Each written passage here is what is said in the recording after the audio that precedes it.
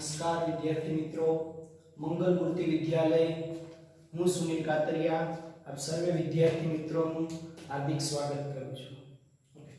12th science ની અંદર રસાયણ વિજ્ઞાન 12th સાયન્સ ની અંદર ચેપ્ટર નંબર 1 ની આપણે શરૂઆત કરવા જઈ રહ્યા છીએ, જેનું નામ છે ઘન અવસ્થા. તો આજે આપણે લેક્ચર નંબર 1 થી ઘન અવસ્થાની શરૂઆત કરીશું. ઓકે, ઘન અવસ્થા નામ સાંભળતા કંઈક એવું લાગે કે ઘન પદાર્થને લગતું કંઈક છે. હવે આ ઘન અવસ્થા આવો શબ્દ આપણે ક્યાં સાંભળ્યો? તો આપણને ખબર છે કે દ્રવ્ય જે છે, દ્રવ્યની અવસ્થા, દ્રવ્યની મુખ્યત્વે 3 અવસ્થા છે. એક ઘન, એક પ્રવાહી અને ત્રીજું વાયુ. આ 3 અવસ્થામાંથી એક અવસ્થાનો અભ્યાસ આપણે 11th સાયન્સ ની અંદર કરીને આવ્યા છીએ, અને તે એટલે વાયુ અવસ્થા. એટલે આમાંની એક અવસ્થા આપણે જાણીએ છીએ. 3 અવસ્થા કઈ? તો કે ઘન, બીજું પ્રવાહી અને ત્રીજું છે વાયુ. ઓકે, આ 3 અવસ્થામાંથી જે વાયુ અવસ્થા છે તેનો અભ્યાસ આપણે 11th સાયન્સ ની અંદર કરીને આવ્યા છીએ. બાકીની જે 2 અવસ્થા છે, ઘન અવસ્થા અને પ્રવાહી, આ 2 અવસ્થાનો અભ્યાસ આપણે 12th સાયન્સ ની અંદર કરવાનો છે.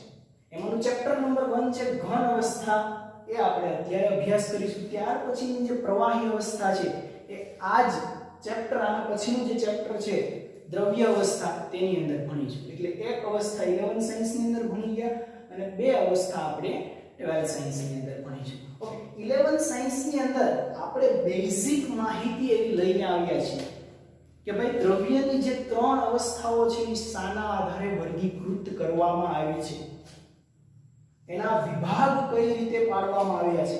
બેઝિક જે આપણે જાણીએ છીએ તે વસ્તુ કંઈક એવી છે કે ભાઈ ઘન પદાર્થો, પ્રવાહી અને વાયુ, જે આ 3 અવસ્થા છે એને અલગ કઈ રીતે કરવામાં આવ્યા.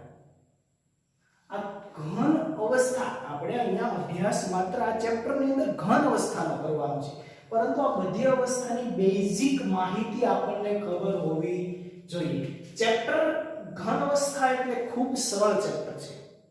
આપણે આ ચેપ્ટરની અંદર જે ભણવાનું છે, થિયોરિટિકલ અને મેથેમેટિકલ બંને પોર્શન આપણે ભણવાના છે. ચેપ્ટર ખૂબ સરળ છે, એકદમ સારી રીતે સમજી શકાય તેવું ચેપ્ટર છે. આ ચેપ્ટરની અંદર જેડબલઈ અને નીટની અંદર જે ક્વેશ્ચન આવે છે નો ડાઉટ થિયોરિટિકલ આવે છે, અને ગુજકેટની અંદર જે ક્વેશ્ચન આવે છે તે મેથેમેટિકલ આવે છે. પણ જરૂરી નથી કે હરેક વખતે જેડબલઈ અને નીટની અંદર થિયોરિટિકલ ક્વેશ્ચન જ આવે. એટલે આપણે જે આની અંદર પોર્શન ભણવાના છે થિયોરિટિકલ અને મેથેમેટિકલ બંને વિભાગ ભણીશું. હવે ચેપ્ટરનું નામ કંઈક એવું છે, ઘન અવસ્થા. ઘન અવસ્થા એટલે શું? આપણે રસાયણ વિજ્ઞાનની અંદર ઘન અવસ્થાનો શા માટે અભ્યાસ કરીએ છીએ? એવું તે વિજ્ઞાનને આમાં શું દેખાણું તે જેથી એના અભ્યાસની જરૂર પડી. ડેઈલી લાઈફની અંદર આ ઘન અવસ્થા છે તેનો અભ્યાસ શા માટે કરવાનો? વિજ્ઞાનની દ્રષ્ટિએ ઘન અવસ્થા છે કઈ રીતે ઉપયોગી છે વગેરે આપણે આ ચેપ્ટરની અંદર જોઈશું. ઘન અવસ્થાની અંદર જે આપણે ભણવાનું છે, મોટે ભાગે આ ચેપ્ટર આમ તો આખું 3D છે, એક આખું સમજૂતી ઉપરનું ચેપ્ટર છે. આમાં કોઈ ગોખવા જેવા કંઈ વાક્યો કે એવું કંઈ આવતું નથી. આખું ચેપ્ટર છે એ આખું લોજિક છે અને આખું સમજૂતી વાળું ચેપ્ટર છે. એટલે આ ચેપ્ટરની અંદર ખૂબ જ મજા આવશે આપણને. મજા એટલા માટે આવશે કેમ કે આની અંદર બધી આકૃતિઓ આવે, કોઈને ગાણિતિકમાં રસ હોય તો એ આવે, થિયોરિટિકલની અંદર રસ હોય તો એ આવે, અને પાક્કું જ છે કે જેડબલઈ નીટની અંદર આ ચેપ્ટરની અંદરથી એક સવાલ હોય જ. ગુજકેટની અંદર પણ એક સવાલ હોય. એટલે ચેપ્ટરનો અભ્યાસ ખૂબ અગત્યનો થઈ ગયો. ઓકે, તો આપણે સ્ટાર્ટ કરીએ કે ભાઈ જે ઘન અવસ્થા છે એ દ્રવ્યની જે અવસ્થા છે, તો આપણને પ્રવાહી અને વાયુ અવસ્થાની બેઝિક આમ તો ખબર છે, પણ છતાં આપણે 11th સાયન્સની અંદર જે ભણીને આવ્યા છીએ તેમાં થોડું યાદ કરી લઈએ પહેલા. કઈ રીતે અલગ પડે છે ઘન અવસ્થા પ્રવાહી અને વાયુથી? તો કે વાયુની અંદર આમાં જે ઘન અવસ્થા છે એની અંદર ઘટક કણો, આવું નામ તમે સાંભળ્યું હશે કે ભાઈ ઘટક કણો. ઘટક કણો, હવે ઘટક કણો એટલે શું? તો કે ઘટક કણો એટલે કોણ? તો કે અણુ, પરમાણુ કે આયન. કોઈ પણ પદાર્થ હોય એ શેનો બનેલો હોય? કાં તો ભાઈ અણુનો બનેલો હોય, કાં પરમાણુનો બનેલો હોય, કાં તો આયનોનો બનેલો હોય. એટલે અણુ, પરમાણુ કે આયન ઘટક કણો તરીકે કોણ હોય? અણુ, પરમાણુ કે આયન. ત્રણે ત્રણ પદાર્થ છે, દ્રવ્યની જે ત્રણે ત્રણ અવસ્થાઓ છે તેમની અંદર ઘટક કણો બધામાં કેવા છે? કેવા છે? સમાન છે. ઘટક કણો દરેકની અંદર કેવા છે? અણુ, પરમાણુ કે આયન. ઘટક કણો દરેકની અંદર અણુ, પરમાણુ કે આયન છે. તો પછી એમનો અભ્યાસ શા માટે અલગ અલગ? તો જે ઘટક કણો છે ભાઈ વાયુ અવસ્થા છે, તો વાયુ અવસ્થાની અંદર ઘટક કણો તરીકે મેં લઈ લીધું અણુ, પરમાણુ કે આયન. લો ભાઈ, વાયુ અવસ્થાની અંદર પણ ઘટક કણો તરીકે કોણ છે? અણુ, પરમાણુ કે આયન છે. ઘન અવસ્થાની અંદર અણુ, પરમાણુ કે આયન છે. તો શા માટે એનો અભ્યાસ આપણે અલગથી કરીએ છીએ? અભ્યાસ એટલા માટે આપણે અલગથી કરીએ છીએ કે ભાઈ આપણને ખબર છે કે વાયુ છે, વાયુ કોઈ એક ગેસની બોટલ ભરેલી છે, એને તમે ખોલી નાખો તો સરળતાથી ફેલાઈ જશે. પ્રવાહી છે, પ્રવાહી કોઈ એક બોટલની અંદર ભરેલું છે, તો તમે એની બોટલ ખોલી નાખો તો સરળતાથી ફેલાઈ જતો નથી. અને ઘન પદાર્થ જે છે, ઘન પદાર્થ તરીકે લોખંડ લઈ લો ભાઈ, લોખંડને ખુલ્લું મૂકી દો તો આપોઆપ ફેલાઈ જાય? ફેલાતું નથી. ત્રણેયની અંદર ઘટક કણો તરીકે તો અણુ, પરમાણુ અને આયન છે, છતાં આવું કેમ થાય છે? એવું એટલા માટે થાય છે કે ભાઈ વાયુ અવસ્થાની અંદર ઘટક કણો અણુ, પરમાણુ કે આયન છે, તો આ અણુ, પરમાણુ કે આયન આ વાયુ અવસ્થા છે મારી. માનો કે આ વાયુનો એક પાત્ર છે, એની અંદર આ બધું વાયુ ભરેલા છે. તો વાયુની અંદર જે ઘટક કણો જે છે એમની વચ્ચે એક બળ હોય છે. એમની અંદર અણુ, પરમાણુ કે આયન જે હોય ને ઘટક કણો, એમની વચ્ચે એક આંતર આણવીય આકર્ષણ બળ હોય છે.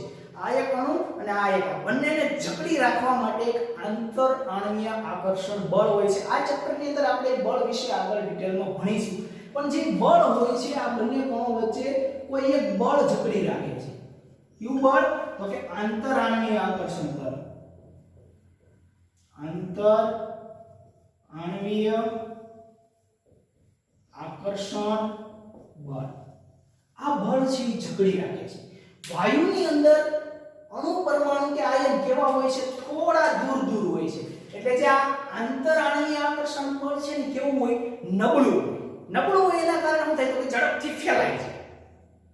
પ્રવાહીની અંદર કેવું હોય? તો કે આ પ્રવાહી અવસ્થા લઈ લઈએ.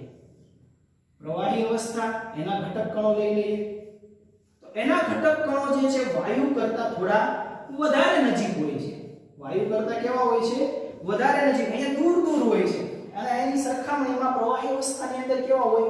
નજીક નજીક હોય. એટલે આની અંદર આંતર આણવીય આકર્ષણ બળ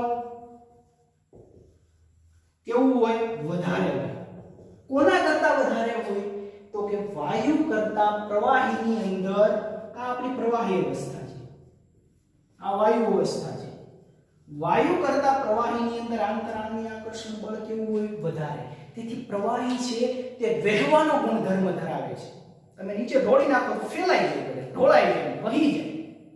વાયુ વહી જાય ના, કેમ કે એમાં તો કોઈ બળ જ નથી કે એના ઘટક કણોને પકડી રાખે. અહીંયા કોઈ એક આકર્ષણ બળ એવું છે જે વાયુ કરતા કેવું છે? થોડું વધારે છે. તેથી આ છે વહેવાનો ગુણધર્મ ધરાવે છે. જ્યારે ઘન અવસ્થાની અંદર કેવું થાય છે? તો કે ઘન અવસ્થાની અંદર ઘન પદાર્થો છે એમાં પણ ઘટક કણો તરીકે અણુ, પરમાણુ કે આયન આયન જ હોય છે, પરંતુ એમાં ઘટક કણો છે ખૂબ જ નજીક હોય છે, એકદમ નજીક હોય છે, આવી રીતે. એટલે આ બંને વચ્ચે જે આંતર આણ્વીય આકર્ષણ બળ જે છે એ કેવું હોય, ખૂબ જ વધારે હોય છે. ની વચ્ચે આંતર આણ્વીય આકર્ષણ બળ કેવું હોય, ખૂબ જ વધારે. તેથી અણુઓ એકબીજાને શું કરે, જકડી રાખે, દૂર થવા દેતા નથી. તો એનો મતલબ એમ છે કે આંતર આણ્વીય આકર્ષણ બળ સૌથી ઓછું આમાં છે, એના કરતા વધારે આમાં છે, અને એના કરતા વધારે પણ ઘન અવસ્થાની અંદર છે. તો જે કંઈ પ્રશ્ન છે તે આંતર આણ્વીય આકર્ષણ બળના કારણે છે. આપણે નામ સાંભળ્યું છે કે દ્રવ જે વહી શકે છે, ઓકે, એને આપણે દ્રવ કહીએ છીએ. તો પ્રવાહી અને વાયુને આપણે દ્રવ કહીએ છીએ, ઘનને કહેતા નથી, કેમ કે વહેવાનો ગુણધર્મ ધરાવતું નથી. એમના જે ઘટક કણો છે, અણુ પરમાણુ કે આયન છે, મુક્ત રીતે ફરી શકતા નથી કે ભાઈ અહીંયા કે અહીંયા જતો રહે, અહીંયાથી એવું થતું નથી. જ્યારે આમની અંદર એમના ઘટક કણો છે, અણુ પરમાણુ કે આયન છે, તે મુક્ત રીતે ફરી શકે છે. તો જે કાંઈ આપણે જે અભ્યાસ કરવાનો છે, જે કંઈ છે તે આંતર આણ્વીય આકર્ષણ બળના કારણે દ્રવ્યની જે ત્રણ અવસ્થાઓ છે એ અલગ કરી છે. તો એમાંની એક અવસ્થા આપણે જે ભણવાની છે એ કઈ છે, ઘન અવસ્થા ભણવાની છે. તો ઘન અવસ્થાનો અભ્યાસ આપણે આ ચેપ્ટરની અંદર કરીશું. આ જે ઘન અવસ્થા છે એમનો અભ્યાસ શા માટે અગત્યનો બન્યો? ઘન અવસ્થા નો અભ્યાસ એટલા માટે અગત્યનો બન્યો, કાર્બન નેનો ટ્યુબ છે જે સ્ટીલ કરતા વધારે મજબૂત છે, પછી એલ્યુમિનિયમ કરતા હલકી છે, અને કોપર કરતા વધારે વાહકતા ધરાવે છે. તો આવા કાર્બન નેનો ટ્યુબની જે શોધ થઈ તે કોના કારણે થઈ? તો કે આપણને ઘન પદાર્થનો અભ્યાસ કર્યો તેના આધારે નક્કી થયું. એટલે વિજ્ઞાનને પણ ઘન પદાર્થનો અભ્યાસ કરવાની જરૂર પડી. તો આ અભ્યાસ પરથી આપણને ખબર પડે, અભ્યાસમાં આપણે શું કરવાનું? ઘન પદાર્થને તોડીને એના અણુ પરમાણુ કે આયનો જોવાના છે ના. તો એના અંદર અણુ પરમાણુ કે આયનો જે છે એની ગોઠવણી કઈ રીતે થયેલી હોય છે. ઘન પદાર્થની અંદર જેના ઘટક કણો છે, અણુ પરમાણુ કે આયનો, આ ત્રણ જ વસ્તુ ભણવાની છે કે ભાઈ ઘન પદાર્થની અંદર અલગ ઘન પદાર્થો લેવાના, એ પદાર્થોની અંદર એમની ગોઠવણી કઈ રીતે હોય, એ ગોઠવણીની અંદર પછી પેકિંગ ક્ષમતા ભણીશું કે ભાઈ કેટલું પેકિંગ સહન કરી શકે, પછી એના ચુંબકીય ગુણધર્મો ભણીશું, ઓકે, પછી એમની વચ્ચે લાગતા આકર્ષણ બળ પણ ભણીશું. આ ચેપ્ટરની અંદર વગેરે આપણે અભ્યાસ કરવાનો છે. તો ઘન પદાર્થોનું શરૂઆત કરતા પહેલા બેઝિક માહિતી, જનરલી આપણે એવું નામ સાંભળ્યું છે કે ભાઈ ઘન પદાર્થો જે છે એ મુખ્યત્વે બે પ્રકારના હોય. કયા બે પ્રકારના હોય છે? તો કે ઘન પદાર્થોનો બે વિભાગમાં વહેંચવામાં આવ્યા છે. એક સ્ફટિકમય ઘન અને બીજો છે અસ્ફટિકમય ઘન. ઓકે, ઘન પદાર્થોનું વર્ગીકરણ ફરી બે રીતે કરવામાં આવ્યું છે. ઘન પદાર્થો એમનું વર્ગીકરણ એક આવ્યું છે સ્ફટિકમય ઘન, અને બીજું જે છે અસ્ફટિકમય ઘન.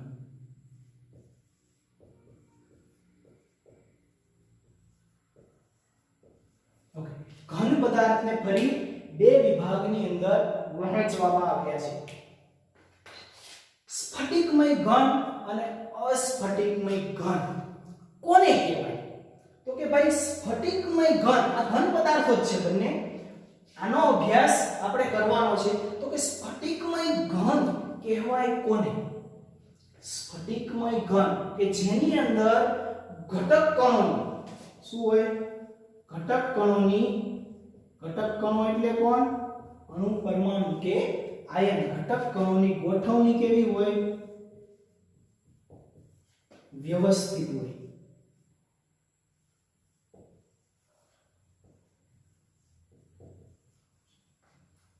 એને આપણે શું કહીશું? સ્ફટિકમય ઘન. હવે ઘટક કણોની ગોઠવણી વ્યવસ્થિત એટલે શું? વ્યવસ્થિત એટલે આવી રીતે, માનો કે આ સ્ફટિકમાં એક પદાર્થ છે,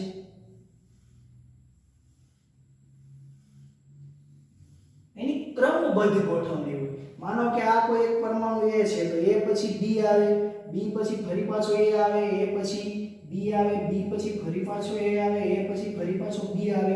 તો ગોઠવણી કેવી થઈ ગઈ? ક્રમબદ્ધ થઈ ગઈ.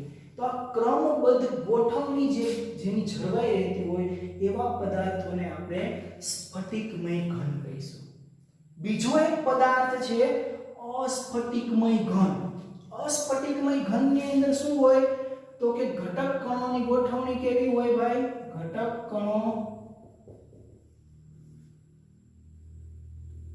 કણોની ગોઠવણી કેવી હોય?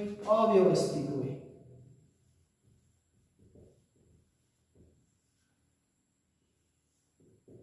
અવ્યવસ્થિત હોય એટલે શું? આવી રીતે રેન્ડમ હોય, એનો કોઈ ફિક્સ ના હોય, એનો કોઈ ક્રમ જળવાતો ના હોય. માનો કે આ A છે તો A પછી B પણ આવે, B પછી ફરી પાછો B પણ આવે. જરૂરી નથી હજી ફરી પાછો B પણ આવે, ફરી A આવે, ફરી પાછો A પણ આવી શકે. એનો કોઈ ક્રમ જળવાતો નથી. એવા પદાર્થોને આપણે શું કહીશું? અસ્ફટિકમય ઘન. તો ઘન પદાર્થને આવી રીતે ફરી પાછા બે વિભાગમાં વર્ગીકૃત કરવામાં આવ્યા, સ્ફટિકમય ઘન અને અસ્ફટિકમય ઘન. હવે આપણને કેમ ખબર પડે કે આ સ્ફટિકમય ઘન છે અને આ અસ્ફટિકમય ઘન છે? તો ઘટક કણોની ગોઠવણી ઉપરથી આપણને ખબર પડશે કે આ સ્ફટિકમય પદાર્થ છે અને આ અસ્ફટિકમય પદાર્થ છે. આપણે આ ચેપ્ટરની અંદર અસ્ફટિકમય પદાર્થનો અભ્યાસ કરવાનો નથી. માત્ર ને માત્ર શું ભણવાનું છે? સ્ફટિકમય પદાર્થો ભણવાના. આની ખાલી બેઝિક માહિતી, જે તફાવત છે એ થોડો ભણવાનો છે. બાકી ડિટેલમાં આની ગોઠવણી કઈ રીતે ગોઠવાયેલા હોય એનો કોઈ પણ પ્રકારનો અભ્યાસ આપણે ઘન અવસ્થાની અંદર કરવાનો નથી. આપણે જેનો અભ્યાસ કરવાનો છે માત્ર ને માત્ર સ્ફટિકમય પદાર્થો. સર એવા સ્ફટિકમય પદાર્થોના કંઈક ઉદાહરણ આપો ને, કે જોઈને ખબર પડી જાય સ્ફટિકમય પદાર્થો. સ્ફટિકમય પદાર્થો જો જોવા હોય તો જેને સ્પર્શ કરતા કેવો લાગે? ખડબચરો લાગે. તમે આમ અડો તો થોડી ખડબચરો લાગે. તો એવા પદાર્થને શું કહેવાય? સ્ફટિકમય પદાર્થ. અને જેને સ્પર્શ કરતા એકદમ લીસો લાગે એ પદાર્થને કેવો પદાર્થ કહેવાય? અસ્ફટિકમય પદાર્થ. સર એવો કોઈ પદાર્થ જ બતાવો ને. ભાઈ તમે હાથમાં આમ લો, સોડા લો હાથમાં, આમ કરીને આમ, તો મીઠું લ્યો હાથમાં તો કેવું લાગે? સ્પર્શ કરો તો NaCl. આમ ખડબચરું લાગે કે ના લાગે? એની જગ્યાએ મોઢા પર લગાવવાનો પાવડર લઈ લો, હાથ પર આમ લઈને કરો તો કેવો લાગશે? એકદમ લીસો. એ કેવો છે? અસ્ફટિકમય ઘન પદાર્થ. ઘન જ છે ને પદાર્થ, કેવો છે પણ? અસ્ફટિકમય ઘન છે. જ્યારે મીઠું છે એ કેવું છે? NaCl. સ્ફટિકમય ઘન છે. ઓકે, તો આપણે સ્ફટિકમય ઘન અને અસ્ફટિકમય ઘન હવે આપણે ડિટેલમાં એમનો અભ્યાસ કરીશું. ઓકે, તો હવે આપણે સ્ફટિકમય ઘન પદાર્થો જોઈશું.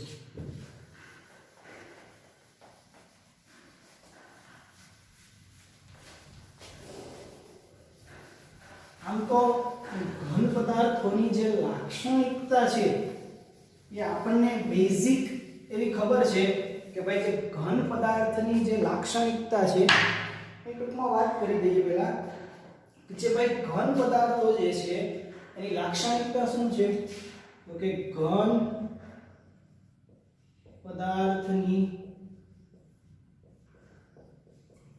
લાક્ષણિકતાઓ. ઓકે, ઘન પદાર્થની લાક્ષણિકતાઓ શું છે ભાઈ? તો કે આપણને ખબર છે કે ઘન પદાર્થ છે એમાં શું હોય? નિશ્ચિત આકાર હોય. નિશ્ચિત આકાર હોય, નિશ્ચિત કદ હોય કે ના હોય? પછી એમની વચ્ચે એક અગત્યનો પોઈન્ટ છે, ડિસ્કસ કર્યા જેવો છે. આ નિશ્ચિત આકાર ને કદ નહીં તો આપણને ખબર છે કે ભાઈ વાયુ હોય, વાયુ એને કોઈ કદ હોતું નથી. હોય કદ? ના. જેવા પાત્રમાં ભરો એવું કદ ધારણ કરે. ખુલ્લો મૂકો તો આખા ક્લાસમાં ફેલાઈ જાય. એને કદ હોય. પ્રવાહી હોય એને કોઈ કદ હોય? પ્રવાહીને તમે જેવા પાત્રમાં ભરો એવું કદ ધારણ કરે. ગ્લાસમાં ભરો તો ગ્લાસ જેવું કદ, બોટલમાં ભરો તો બોટલ જેવું કદ. આકાર હોય, આકાર હોતો નથી. ઘન પદાર્થની અંદર આ બધું જ હોય. કદ હોય, આકાર હોય કે ના હોય? એને કોઈ પાત્રમાં ભરો એવો આકાર ના ધારણ કરે, એનો આકાર ડેફિનેટ હોય. ઓકે, તો ઘન પદાર્થની અંદર બીજું એક અગત્યનું છે, એમના જે ઘટક કણો છે ને એ કેવા હોય? ખૂબ જ નજીક હોય છે. એટલે આવી રીતે હોય. અણુ પરમાણુ કે આયન જે છે ને એમાં તમારી ટેક્સ્ટમાં લખેલું હોય છે કે એમની વચ્ચે જે આંતર આણ્વીય આકર્ષણ બળો જે હોય ને એ કેવા હોય? ટૂંકા હોય. એટલે કે આ બંને ઘટક કણો છે એમની વચ્ચેનું જે આંતર આણ્વીય અંતર જે છે, આ જે અંતર એ કેવું છે? ટૂંકું છે. ટૂંકુંનો મતલબ શું થઈ ગયો? તો કે ખૂબ જ નજીક છે. હવે ટૂંકું હોય તો સ્વાભાવિક છે કે નજીક છે એટલે આકર્ષણ બળ કેવું લાગવાનું? ખૂબ જ વધારે લાગવાનું છે. એટલે આમની અને આમની વચ્ચે અંતર ટૂંકું હોવાથી આને આ ઘન અવસ્થાનો અણુ છે. આ કોણ છે? ઘન અવસ્થા. આ ટૂંકું છે તેથી તેમની વચ્ચે આકર્ષણ બળ કેવું લાગે? વધારે લાગે. અને બીજું એક આ આકર્ષણ બળોની અંદર તેમના ઘટક કણો જે હોય છે એમની વચ્ચે જે બંધ બને છે ને, બંધ, એ બંધ છે કેવો હોય? ખૂબ જ મજબૂત હોય. ઘન પદાર્થોની અંદર આકર્ષણ બળ વધારે હોવાથી સ્વાભાવિક છે કે એમની વચ્ચેનો બંધ પણ કેવો હોવાનો? મજબૂત હોવાનો. તો આપણે શરૂઆત કરીએ કેવા પદાર્થોની? સ્ફટિકમય પદાર્થોની. ઓકે, અસ્ફટિકમય પણ આપણે બેઝિક થોડું ભણવાનું છે, પણ અત્યારે આપણે શરૂઆત કરી દઈએ છીએ સ્ફટિકમય પદાર્થો. સ્ફટિકમય પદાર્થો બહુ મજાના છે ભાઈ, ભણવાની ખૂબ મજા આવે એવું છે. ગુજરાત બોર્ડની અંદર 2 માર્ક્સની અંદર પૂછી નાખે ભાઈ તફાવત, અથવા તો એક પણ પૂછી નાખે કે ભાઈ સ્ફટિકમય પદાર્થો એટલે શું? સ્ફટિકમય પદાર્થોની વ્યાખ્યા આપો, સ્ફટિકમય પદાર્થોના ઉદાહરણ આપો. અથવા તમે ગુજકેટની અંદર જો ક્વેશ્ચન જોઈશો તો જૂના એવા MCQ પૂછેલા છે ભાઈ સ્ફટિકમય પદાર્થો નીચેનામાંથી કયા સ્ફટિકમય પદાર્થો છે, અથવા તો આપેલ પદાર્થ સ્ફટિકમય છે કે અસ્ફટિકમય વગેરે આવું MCQ ની અંદર પૂછતા હોય છે. અને જો થિયરી પૂછે તો 2 માર્ક્સનો પ્રશ્ન થઈ શક્યા કે ભાઈ સ્ફટિકમય પદાર્થો સમજાવો. ઓકે, તો આપણે શરૂ કરીએ સ્ફટિકમય પદાર્થો. સ્ફટિકમય પદાર્થો. ઓકે, સ્ફટિકમય પદાર્થો આમની અંદર આપણે એક સરળ વાત પહેલા કરી લીધી હતી ભાઈ. બહુ સરળ છે, ભણવાની એકદમ મજા આવે એવું ચેપ્ટર છે. અને આ બધા પદાર્થો છે એકદમ સમજી શકાય એવા પદાર્થો છે. હમણાં થોડી વાર પહેલા કીધું હતું કે ભાઈ સ્ફટિકમય પદાર્થો છે એમનો ક્રમ છે લાંબા સમય સુધી જળવાઈ રહી છે. ક્રમ લાંબા સમય સુધી જળવાય. હવે આ ક્રમ લાંબા સમય સુધી જળવાઈ રહે એટલે શું? તો કે આવી રીતે હમણાં આપણે ક્રમ લીધો તો સ્ફટિકમય પદાર્થની વ્યાખ્યા બધાને ક્લિયર છે ભાઈ, જેમાં ઘટક કણોની ગોઠવણી વ્યવસ્થિત હોય. થોડીવાર પહેલા આપણે એવું ભણ્યા હતા કે ઘટક કણોની ગોઠવણી જેમાં વ્યવસ્થિત હોય એટલે કે ક્રમબદ્ધ હોય તેને સ્ફટિકમય પદાર્થો કહીએ. તો એ જે ક્રમબદ્ધ જે ગોઠવણી હતી ને, આપણી ક્રમબદ્ધ ગોઠવણી હતી. આ ક્રમબદ્ધ A B A B A ફરી પાછો B આવું ચાલ્યા જ કરે કન્ટિન્યુ. એવું નહીં કે લાઈનમાં ફરી પાછું નીચે લઈ લો તો નીચે પણ એવું થઈ શકે કે A પછી B B પછી A B A B A. આ કન્ટિન્યુ આવો ક્રમ છે લાંબા સમય સુધી જળવાઈ રહે. લાંબા સમય સુધી જળવાઈ રહે એટલે શું થાય? તો કે લાંબા સમય સુધી જળવાઈ રહે તો ભવિષ્યના નવો કોઈ પદાર્થ શોધાવવાનો છે, અને જો એ સ્ફટિકમય પદાર્થ હોય તો આપણે એમની આગાહી પણ કરી શકીએ કે ભાઈ માનો કે કોઈ એક સ્ફટિકમય પદાર્થને હું જાણું છું, તો હવે આના પછીની જે આમનો ક્રમ જે છે, અત્યારે ક્રમ આવો છે AB AB AB, અને દૂર સુધી આમ પુનરાવર્તન પણ એવું કરી શકું, અથવા તો ભવિષ્યની આગાહી પણ હું કરી શકું કોઈ પદાર્થની કે અમુક અંતર પછી જે આનો ક્રમ છે આવો જ રહેશે.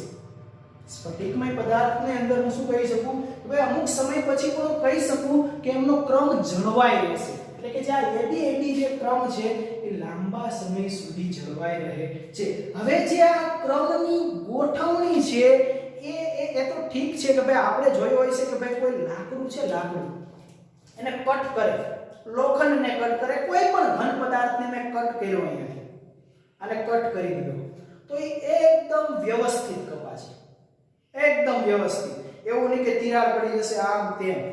ગ્લાસ હોય, ગ્લાસ રસ્તા પર જતા હોય, ઓકે, તોફાન કરવાનું મન થયું, મસ્તીએ ચડી ગયા, બસ જાય છે, ઉપર પથ્થર ફેંકો તો ગ્લાસ જે તૂટશે એ કોઈ ડિઝાઇનમાં તૂટશે કે સીધે સીધો એક પોર્શન તૂટશે? ના, એની જે તિરાડો પડશે એ આમાં આ કરોળિયાનું જેવું ઝાડું હોય ને એવી રીતે ફરતી બધી જ બાજુથી તૂટશે. કેમ એવું થાય? કેમ કે ગ્લાસ છે એ કેવો છે? અસ્ફટિકમય પદાર્થ છે. એમની અંદર ઘટક કણો છે એ કોઈ વ્યવસ્થિત રીતે ગોઠવાયેલા નથી. માટે જે તૂટશે એ તો ક્રમમાં તૂટવાનું છે જ નહીં, તમે રેન્ડમ તૂટશે કેમ કે એનો કોઈ ક્રમ જળવાયેલો નથી. જ્યારે સ્ફટિકમય ઘન પદાર્થ છે એ કેવું છે?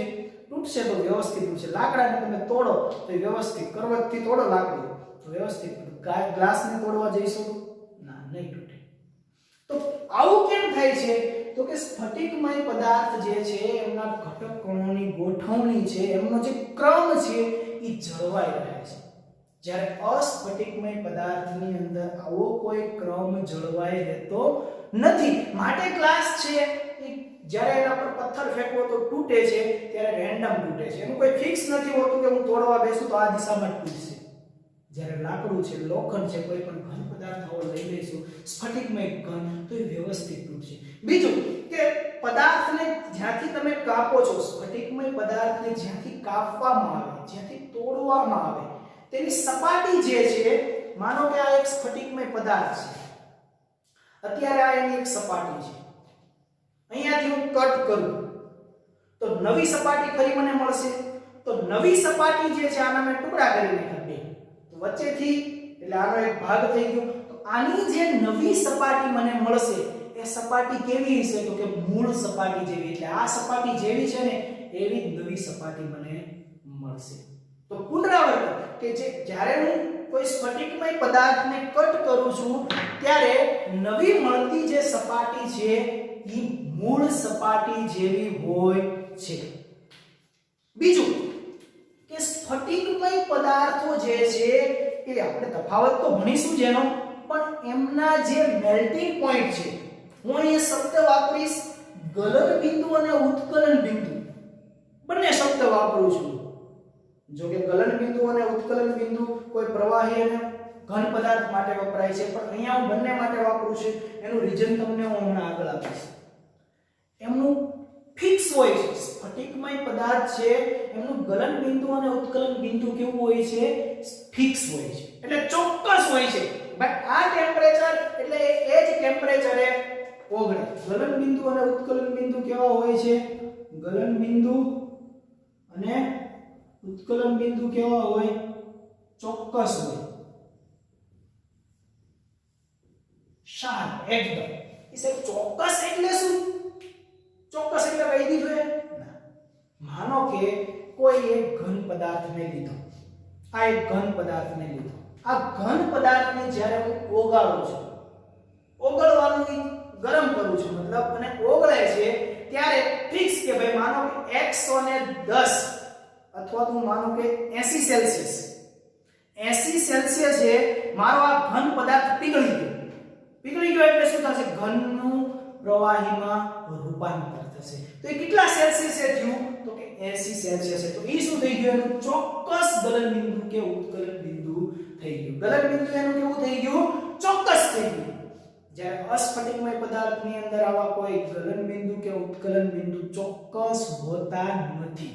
ચોક્કસનો મતલબ કે ફિક્સ, કે ભાઈ એક ટેમ્પરેચર આવે એટલે જે તે પદાર્થ છે, ઘન પદાર્થ છે, શું કરશે?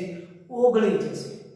રબર લ્યો, રબર, પ્લાસ્ટિકને લીધું, પ્લાસ્ટિકને મેં ઓગાળવાનું ચાલુ કર્યું એટલે કોઈ એવું ફિક્સ નહીં આવે કે 70 સેલ્સિયસે સંપૂર્ણ પ્લાસ્ટિક પ્રવાહી થઈ ગયું. નહીં, એ તો 60 થી ઓગળવાનું ચાલુ થાય. ઉદાહરણ આપું છું, તો કે 60 સેલ્સિયસ થી ઓગળવાનું ચાલુ થાય, 90 સેલ્સિયસે પણ ઓગળે.